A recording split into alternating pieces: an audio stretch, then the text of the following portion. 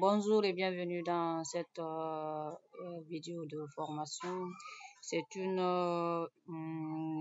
vidéo de formation sur les tables hiérarchiques suite à une demande. Donc, je vais essayer de faire ici, de répondre un peu à cette demande et j'espère que la vidéo, les explications que je vais donner ici pourront vraiment satisfaire la personne qui a demandé. Bon, d'abord, qu'est-ce que nous allons faire? Nous allons essayer de faire l'ajout, la modification, la suppression d'un client à travers un champ hiérarchique, une table hiérarchique de moins. C'est-à-dire, cette fois-ci, c'est pas une table ordinaire qu'on a l'habitude de faire que nous allons utiliser ici. C'est une table hiérarchique. Vous allez voir tout de suite. D'abord, je vais commencer par créer une fenêtre.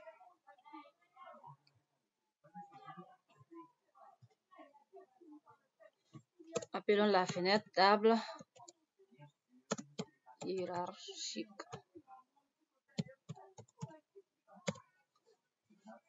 Et qu'est-ce que nous allons faire? Nous allons créer notre champ table hiérarchique à ce niveau.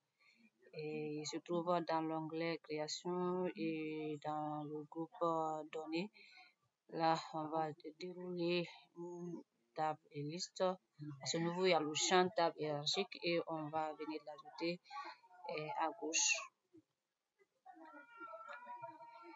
Maintenant, par défaut, notre table hiérarchique n'a qu'une seule colonne, mais nous avons le choix d'ajouter le nombre de colonnes que nous voulons. Donc, nous allons ajouter seulement 2 colonnes. C'est-à-dire, bon, d'abord, cette table sera basée sur les clients. Et c'est comme si, bon, on va faire une petite gestion des clients, on va essayer d'ajouter 2 colonnes à cette table hiérarchique. La première colonne, on peut dire par exemple client. Et la deuxième colonne, on peut faire une action ici, l'action suppression. Supprimer. Excusez. Et supprimer sera un champ conteneur. Le type conteneur. Donc, je vais vous rappeler d'abord, j'ai déjà fait une autre vidéo dans laquelle j'explique les tables hiérarchiques, mais c'est seulement pas par programmation. Et cette fois-ci, ce tutoriel, c'est basé sur la programmation et la manipulation des tables hiérarchiques par programmation. C'est pourquoi je l'ai fait. Donc là, ce que nous allons faire ensuite, on va essayer d'abord d'agrandir, de faire sortir toutes les colonnes, d'afficher toutes les colonnes.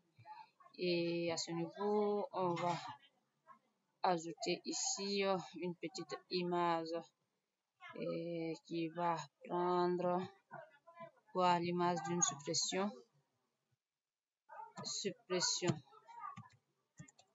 Bien, supprimer.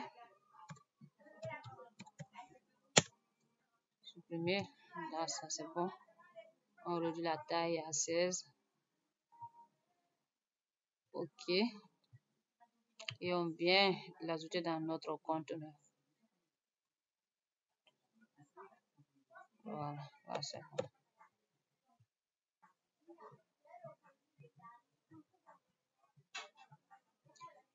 Et la première chose à faire d'abord, on va essayer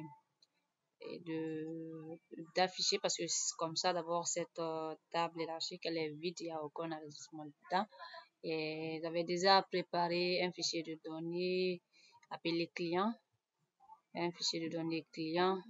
Là, ça sera le fichier de données qui va contenir les informations sur les clients. On a le nom complet, le sexe, la date de naissance, contact, etc. Maintenant, j'ai même essayé de remplir, essayer d'insérer quelques données dans ce fichier de données pour aller plus rapidement. Ou bien, il n'y a pas de données dedans. Et moi, je croyais que j'avais mis quelques données dedans.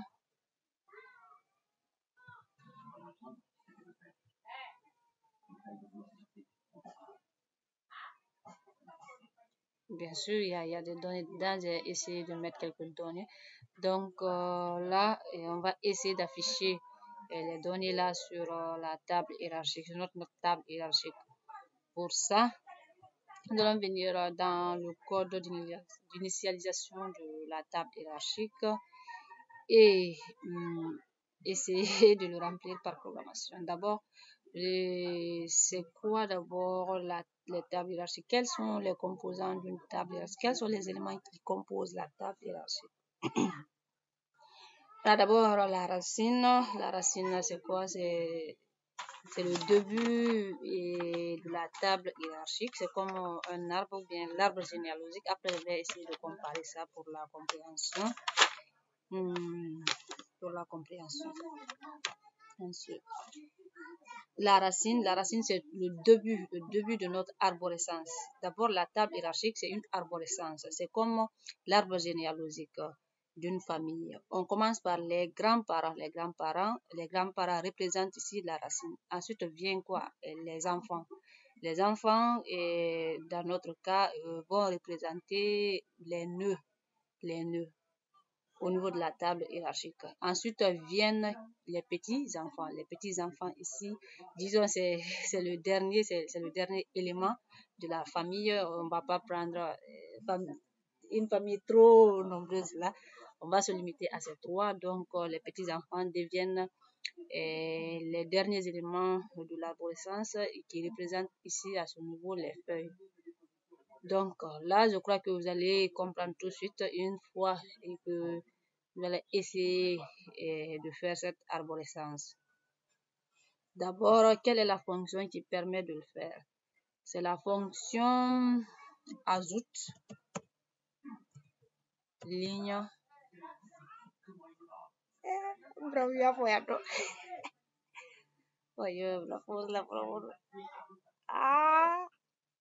C'est la fonction table ajoute. Table ajoute fils. Table ajoute fils. Ensuite, le nom de la table hiérarchique.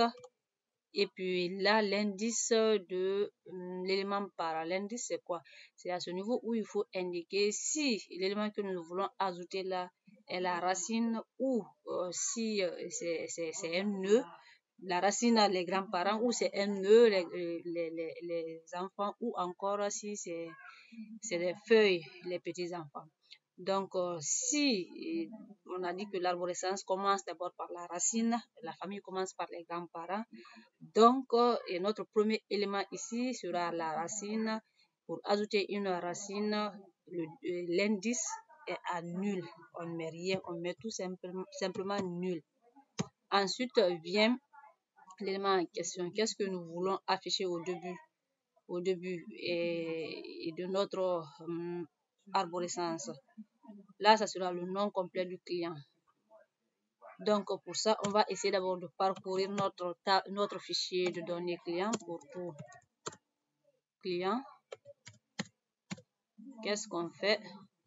Tout client, on ajoute, on remplit notre table hiérarchique. Le deuxième paramètre, ça sera la donnée à afficher, c'est client.nom complet. Ensuite, ce que nous voulons faire, une fois que la racine qui est le nom du client, le nom complet du client, est là et qu'on clique, qu'on déroule sur le nom du client et puis on voit le nom complet du client, on voit son sexe, sa date de naissance, son contact, c'est ce que nous voulons. Du coup, le nom, non pas le nom, le sexe, la date de naissance, le contact, etc. deviennent ici et les nœuds de notre table hiérarchique. Les nœuds là sont directement liés à la racine qui est le nom complet du client. Pour cela, pour ajouter des nœuds, c'est toujours la même fonction. Table ajoute table ajoute fils, encore le nom de la table, et cette fois-ci, puisque ce nœud est directement rattaché à la racine qui est le nom complet du client, donc on met d'abord le nom complet du client. Ensuite, à partir du nom du client, on déroule pour voir par exemple son sexe.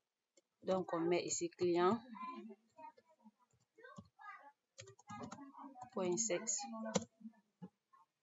C'est le premier élément que nous allons voir lorsque nous allons dérouler le nom complet du client. Ensuite, on veut toujours voir la date de naissance ou bien le numéro de téléphone du client. Donc, on va mettre table, ajoute, fils, toujours le nom de la table.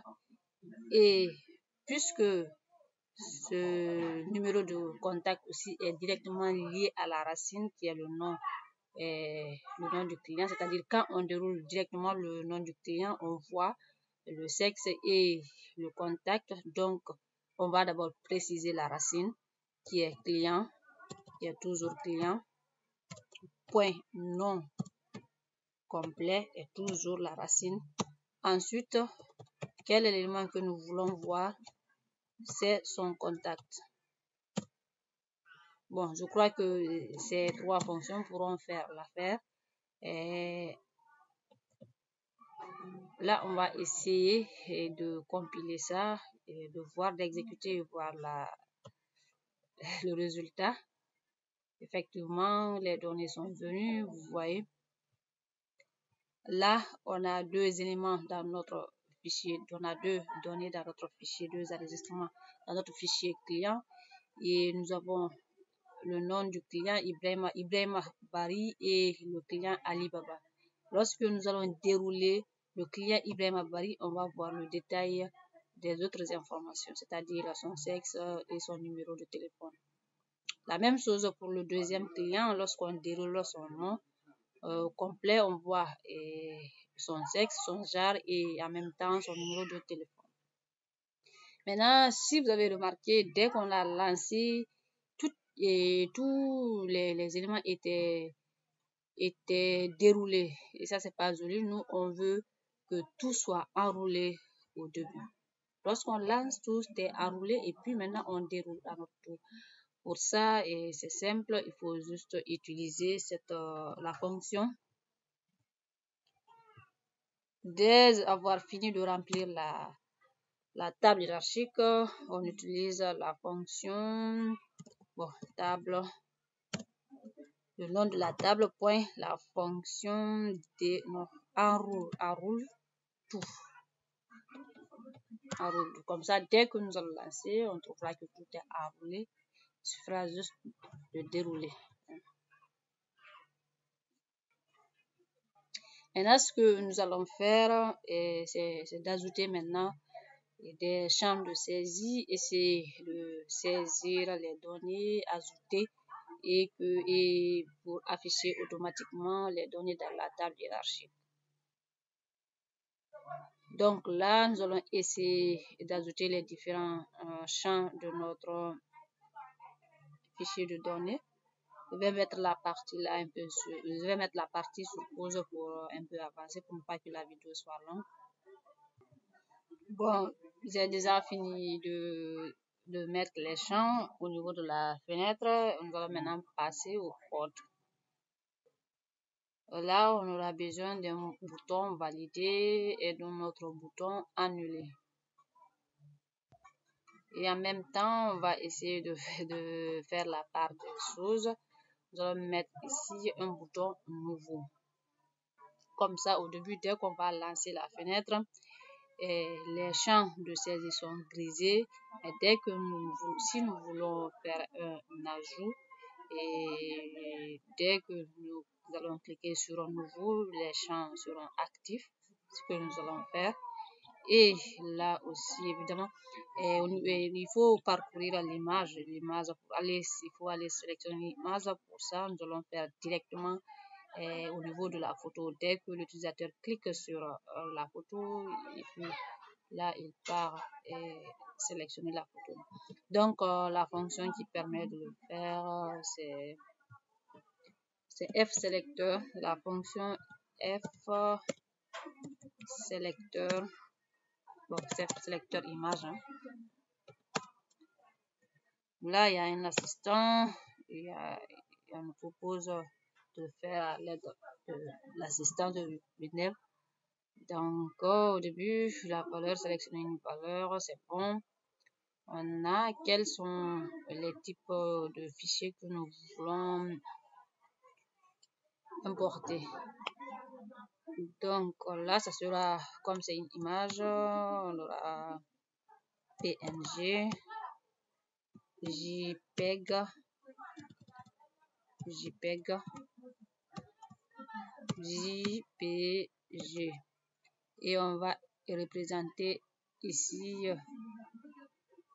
les formats.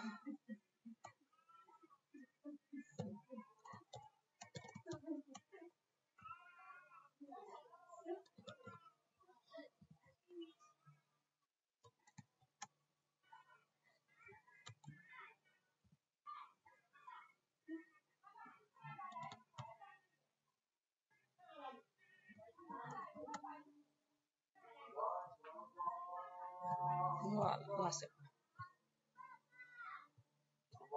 Suivant, terminé.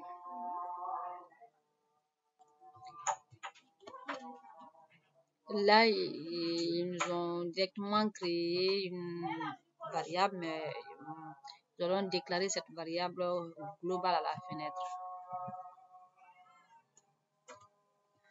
Comme ça, c'est bon. Et maintenant, nous allons poser notre petite condition pour afficher l'image sélectionnée dans le champ image. Si,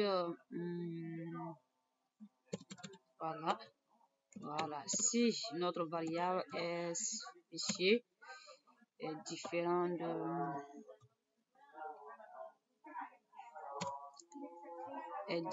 de vide, c'est qu'il y a quelque chose, il faut alors afficher l'image. Bon, je ne sais pas si c'est photo ou bien image. C'est photo est égal à ce qu'on est parti sélectionner. Le chemin du fichier est égal au chemin du fichier. Comme ça, l'image va s'afficher dans notre champ photo.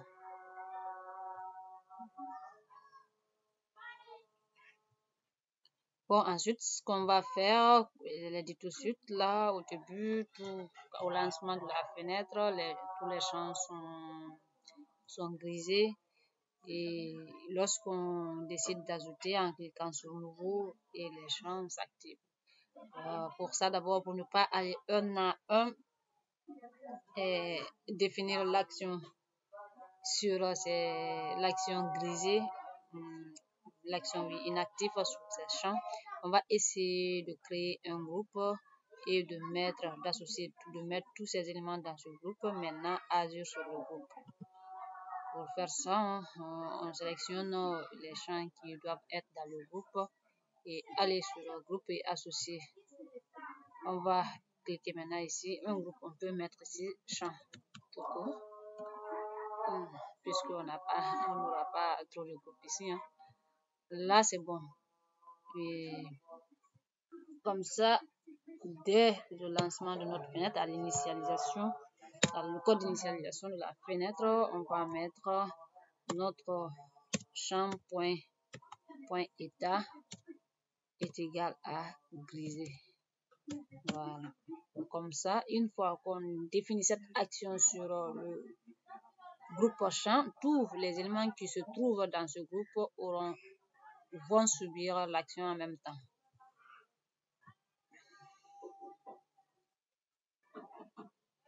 Ensuite, on va essayer de déclarer une autre variable globale appelée action.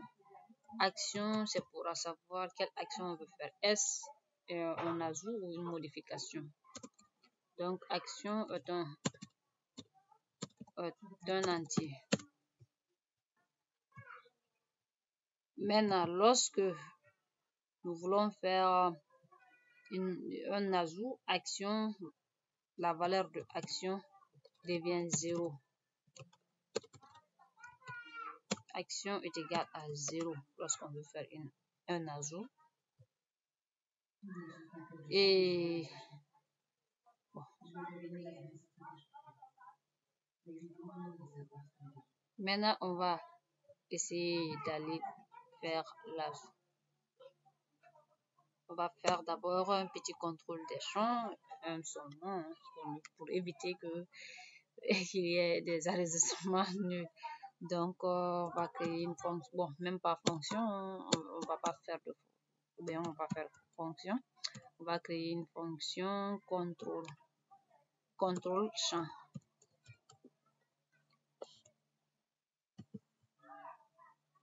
Une procédure contrôle champ.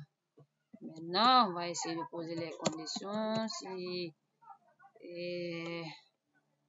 saisie non complet est égal à 0, s'il n'y a aucun enregistrement dedans.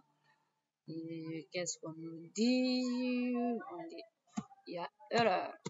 Saisie champ non complet point. Couleur de fond est égal à rose clair. Et on reprend la saisie à ce niveau. Reprise,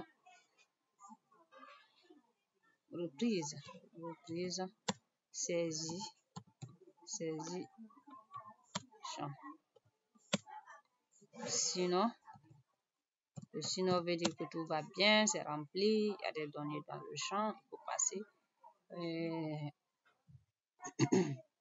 Donc, si tout va bien, il ne faut pas que notre champ de saisie reste rouge, donc on va mettre ici est égal à blanc.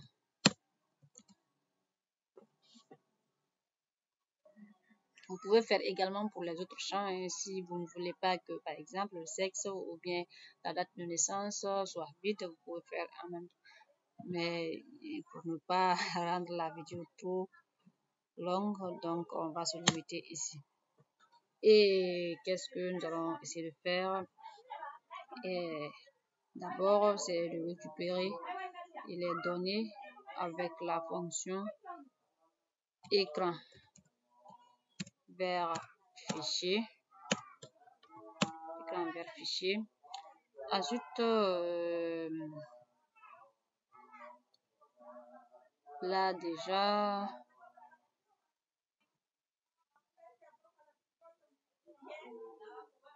et dans notre fichier de données client, il y a ici un attribut appelé chemin photo qui va contenir le chemin de notre photo, de la photo qu'on a sélectionnée.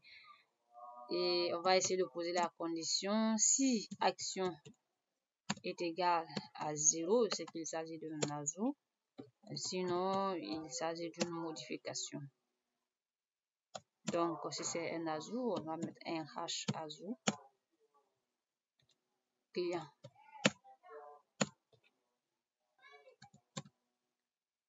Si c'est une modification, qu'est-ce qu'on va faire? Bon, on va réserver la partie là d'abord. Une fois l'ajout effectué ou la modification, on va essayer de rafraîchir la table. Donc, pour ne pas que nous mettons tous les mêmes instructions à chaque fois, on va essayer de mettre le remplissage de la table hiérarchique dans une procédure. On va l'appeler remplir table hiérarchique. On met dans une procédure comme ça. À chaque fois qu'on aura besoin de ce bout de code, on n'appellera que la fonction. Et attention, à chaque fois que nous allons appeler cette fonction, il va remplir la table sans vider les données qui existaient déjà. Ils vont s'accumuler, les mêmes données vont se répéter et à chaque appel de la procédure. Donc, pour éviter cela, on doit utiliser la fonction table supprime. Table supprime tout.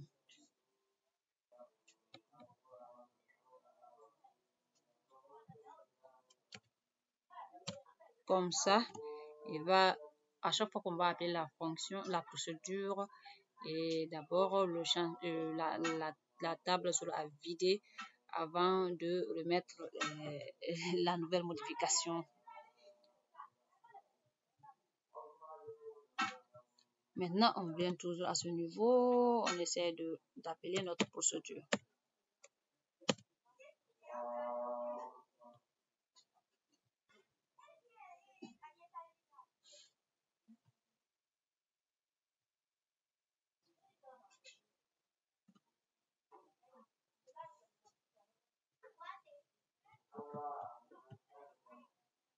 Voilà, là, quand on clique sur nouveau, et les champs doivent être actifs maintenant. Point, état est égal à actif. Donc, on va tester ce qu'on vient de réaliser. Là, pour le moment, les champs sont grisés parce qu'on n'a pas cliqué sur nouveau. Et on a cliqué sur nouveau. On va essayer d'ajouter un nouveau client. On va l'appeler comment? Magas Al. Le sexe, on met F. Date de naissance, aujourd'hui. Et son numéro de téléphone. On valide. Là, vous voyez, vous avez vu, il est directement venu. Le client est directement venu. Par contre, on ne voit pas la photo qui est là. C'est parce que là, par défaut, il n'y a rien dans la photo. Donc, c'est noir. Le noir sur le noir, ça donne une couleur noire. C'est pourquoi, mais on va essayer de donner au moins une valeur par défaut à la photo. Comme ça, même quand il n'y a rien, on verra quand même la photo par défaut. Personne.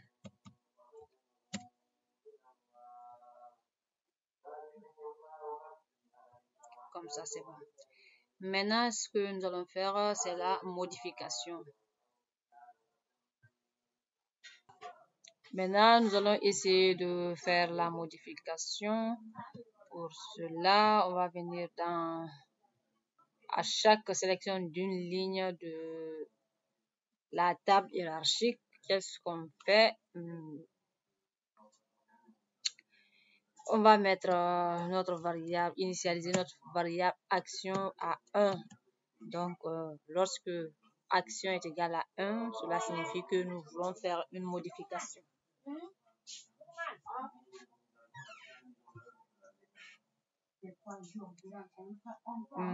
Donc, et si vous le remarquez bien, à ce niveau, on n'a pas de moyen de récupérer l'identifiant unique d'un client. Son identifiant n'est pas récupéré au niveau du remplissage de la table. On va venir dans le code et voir. Donc, pour cela, on va essayer d'ajouter une troisième colonne à notre table hiérarchique dans laquelle nous allons ajouter l'identifiant du client pour pouvoir modifier suivant cet identifiant.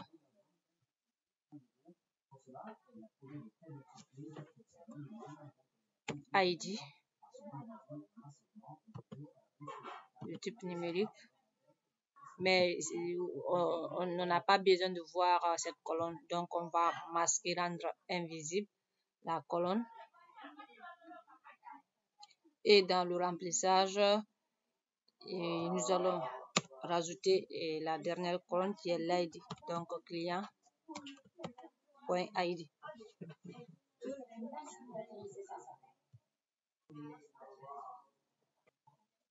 .id.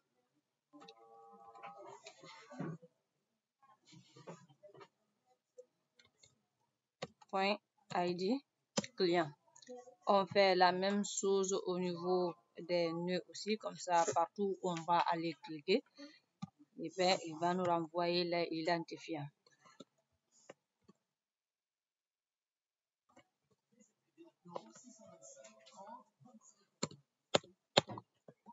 Là, c'est bon. Maintenant, on va venir dans au niveau de l'Azure. On va faire une condition. Bon, pas une condition, on recherche d'abord l'élément à modifier avec la fonction hashli. On recherche premier dans quel fichier de données client et quelle est la rubrique sur laquelle nous voulons chercher. C'est l'ID du client et quelle est la valeur qu'on recherche. C'est table client.id. Colonne ID. Lorsqu'on sélectionne un client donné, et là on a l'identifiant de ce client à travers la colonne ID qui contient les identifiants. Maintenant, on va poser la condition si hash trouve client, et qu'est-ce qu'on fait? On procède à la modification. Alors hash modifie client. Une fois la modification effectuée, on va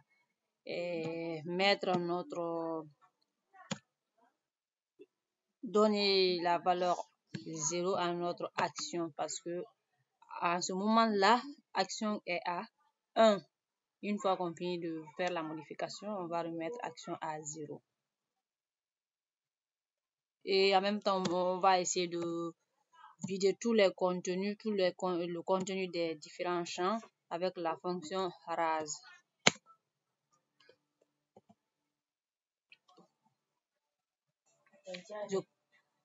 Je crois que là, ça pourra marcher. On va essayer de faire la suppression en même temps et puis on va tester ça d'abord. Testons, voir. Là, on peut.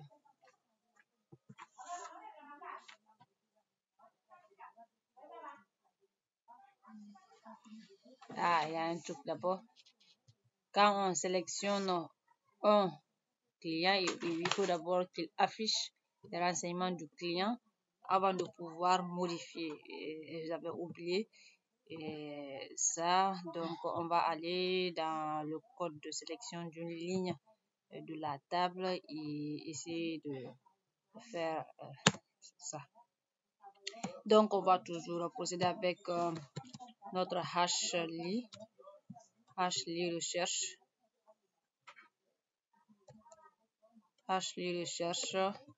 Premier, on recherche toujours l'identifiant.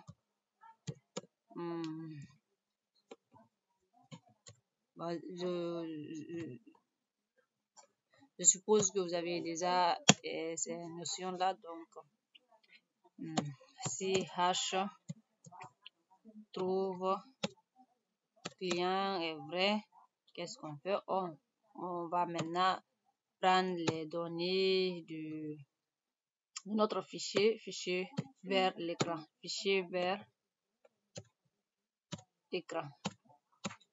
Là, c'est bon.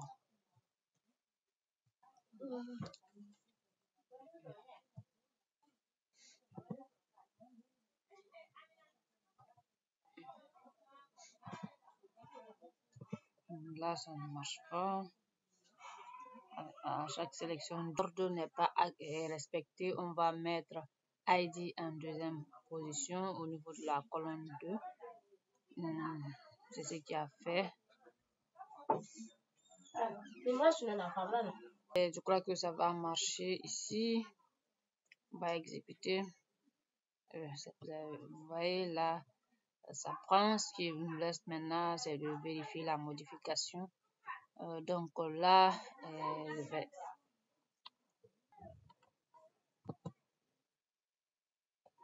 nous allons mettre tout ceci. Maintenant, alors de l'Azure, on le met ici. la modification, pareil.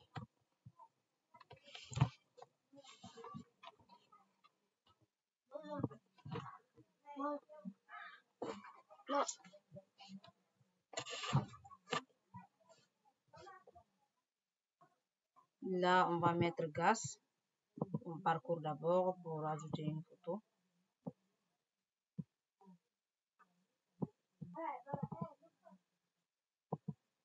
Bon. Là aussi, il y a un problème, mais à chaque fois qu'on va cliquer sur sélectionner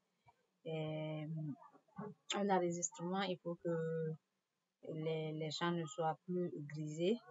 Donc, toujours dans le code de sélection d'une ligne, on rend actif nos champs.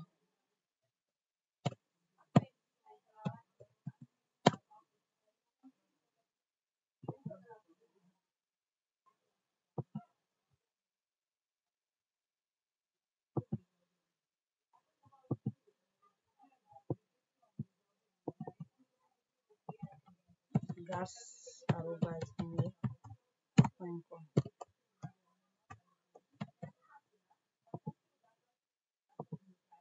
Ouais, maintenant la modification prend parfaitement. Ce que nous allons faire maintenant, le reste, c'est de pouvoir supprimer un enregistrement dans la table. Donc, pour cela, nous allons venir dans le code et le bouton qui permet de faire la suppression, et nous allons créer une requête de suppression.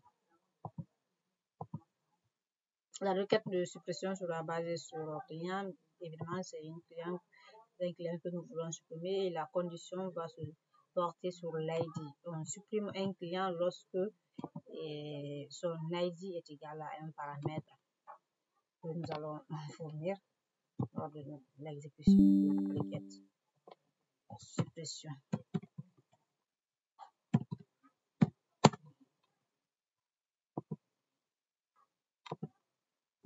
On va d'abord afficher une boîte de dialogue pour confirmer la suppression. Donc, on va dire si oui, non. Si oui, non.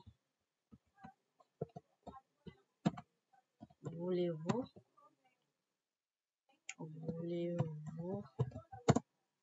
supprimer ce client? Si il dit oui, donc on exécute la requête qui permet de supprimer avec le paramètre l'ID du client.